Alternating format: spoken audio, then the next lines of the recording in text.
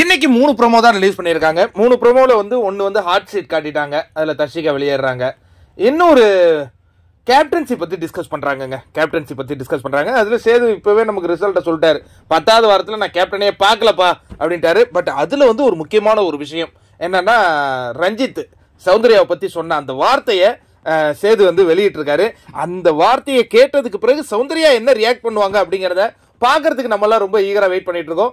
Jacqueline அதுக்கு எப்படி reaction பண்ணுவாங்க? ஏன்னா மூஞ்சை வச்சு தச்சு விட்டுருவேன் அப்படிங்கிறது சாதாரண வார்த்தை இல்லை, அதுவும் அன்பின் சுரூபமாக அன்பு வாரமாக கொண்டு போவேன் அப்படின்னு சொன்ன ரஞ்சித் கிட்ட இருந்து இந்த வார்த்தை வந்திருக்கிறது ஒரு விஷயமா பார்க்கப்படுது. இன்னொன்னு என்னன்னா, இந்த வாரத்தில் நடந்த ஒரு மிகப்பெரிய இஷ்யூ என்னன்னா, சௌந்தர்யா துள்ளி குதிச்சு அந்த கொடையை கைப்பற்றி அந்த ஒரு மாதிரி அந்த கொடையை வாங்கினதை சேதனை அட்ரஸ் பண்றாரா அப்படிங்கறத நம்ம அட்ரஸ் பண்ணிருக்காரு அப்படிங்கிற தகவல் நமக்கு கிடைச்சிருக்கு. ஆனா எப்படி அதை அட்ரஸ் பண்ணிருக்காரு? ஏன்னா சேதனை டிஃபரெண்டா அட்ரஸ் பண்றாரு. சில சீரியஸான இஷ்யூ அவர் என்ன பண்ணிடுறாரு, காமெடி அட்ரஸ் பண்ணிட்டு போயிடுறாரு.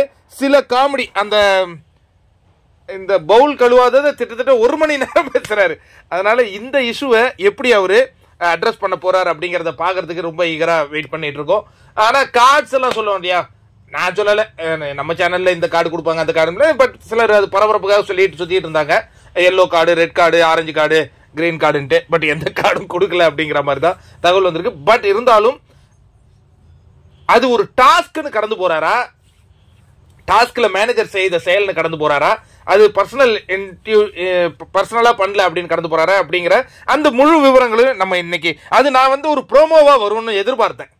அன்ஷிதா வெர்சஸ் சௌந்தர்யா ஒரு ப்ரோமோவா வரும்னு எதிர்பார்த்தேன். பட் அது ப்ரோமோவா வராது, எனக்கு ஒரு சின்ன டிசப்பாயின்மெண்ட் தாங்க.